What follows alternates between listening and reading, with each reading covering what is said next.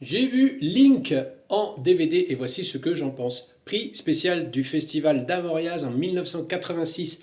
Qui se souvient de ce festival aujourd'hui? Levez la main. Toujours est-il que ce film mérite toute notre attention. Le gentil singe rigolo du début du film, avec cette petite musique qui l'accompagne. Celui auquel on a envie de s'attacher, qui s'habille comme un homme, qui accompagne la sympathique Elisabeth Shue dans sa chambre comme un groom d'hôtel. Tout cela est bon enfant et presque amusant. Et puis, son instinct de survie le pousse en peu de temps à devenir un singe psychopathe. Il fallait l'oser et ils l'ont fait. Film assez bien construit où le suspense monte crescendo, où l'héroïne se retrouve seule, isolée dans ce grand manoir face à un singe aussi malin qu'inquiétant.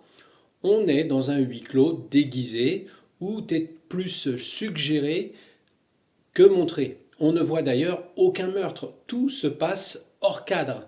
On imagine, on nous donne cette possibilité d'imaginer la force du singe par exemple, même s'il y a une démonstration à un moment, lorsque Link soulève la camionnette avec son passager au volant.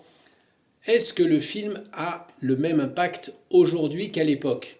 Certainement pas. On arrive à déceler aujourd'hui certains trucages, des cascadeurs prenant la place des singes dans des scènes à haut risque, confrontés par le feu, par exemple. Mais le tout reste quand même assez bien maîtrisé avec une bonne BO qui rythme l'action et il y a surtout ces gentilles bébêtes qui sont attachantes malgré tout.